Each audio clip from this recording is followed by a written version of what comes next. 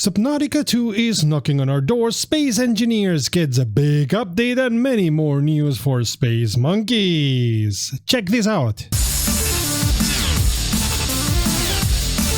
Hello Space Monkey, you're watching Space Crazy. Welcome to the channel and to our regular news roundup. Here you'll find news around any kind of science fiction game, especially if it has to do with space. If something happened last week in your favorite space game and we missed it, be sure to tell us in the comments and we'll add the game to our list. My name is Serta and I will be your host for this video. Oh, what a week for us Space Monkeys. Updates, new games, early accesses being announced. So much to see, so much to find out. Follow me to know all that is happening.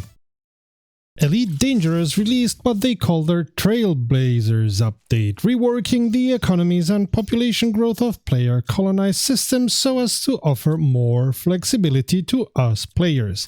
Links will now be automatically set up between completed constructions in a system, and the links can be strong or weak, with strong links giving a higher economic boost that fluctuates depending on characteristics of the host system or body. These links also have been created for existing constructions. Of course, higher population facilities produce more commodities and the whole population system has been overhauled. Expect tweaks to it to correct balancing.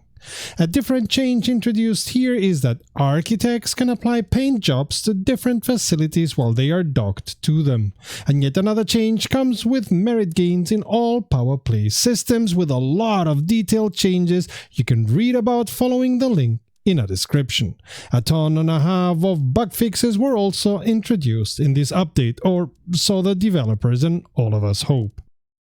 Planet Crafter has moved one step forward in their Moons update. You can now visit a free moon, Selenia, and you don't need to have paid for the humble DLC anymore to be able to test it. The planetary delivery depot has been reworked from scratch, the growth fuse has been repaired, and animal shelters got increased animal output, as well as changes in the output of plants, insects, and fishes. Speaking about all fauna and flora, you won't be able to build anything for them in a moon until a certain oxygen threshold has been reached, which makes sense. The Tier 5 drill has seen its output reduced, autocrafters won't use anything you have on displays, and the exchange shuttle now lands properly. If you use a gamepad to play, you should have it easier now.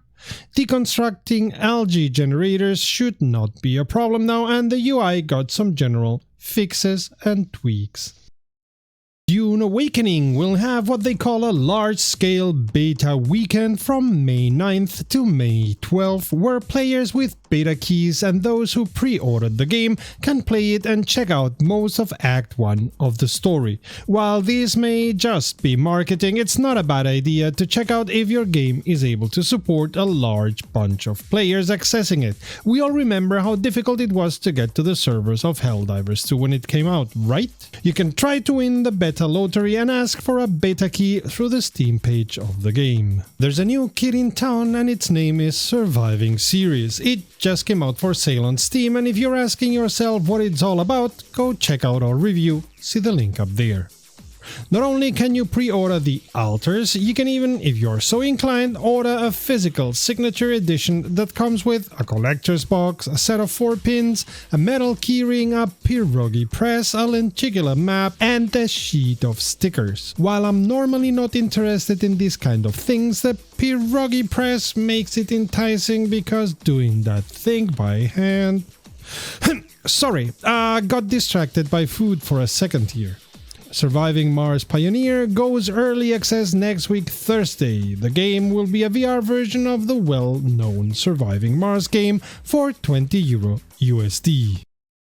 Space Engineers is still alive and just released a fieldwork update with a lot of new elements for your bases. Here you'll get additional set value actions for lights, wheels and others, a new exhaust vent, a lap small hydrogen and a lap small oxygen tank, as well as a normal sized hydrogen one, a lap hydrogen and oxygen generator, a revamped projector model, additional reinforced windows, cool looking round passages, a cargo access terminal so you can secure secure cargo, and a large grid small connector which lets you dock between small and large grids, a fusion reactor, a small oxygen tank, a lab vat which is a special variant of the cryo chamber, a refill station for your suit's vitals, a sliding glass door for your lab, a lab freezer, and many cosmetic features like pipes and nice looking floors. The cosmetic features can only be used after paying for the Fieldwork Pack DLC, which is also out at €5 USD. Also, you get 41 new cargo ships and drones, and the unknown signals encounters have been overhauled. Added to this, key binding has been expanded and automation blocks made easier to understand and use. Subnautica 2 is starting to show up, and it starts with an early access vlog where Anthony Gallegos, the design lead, tells us a bit about Subnautica 2 while showing us some footage of the game in its early access state.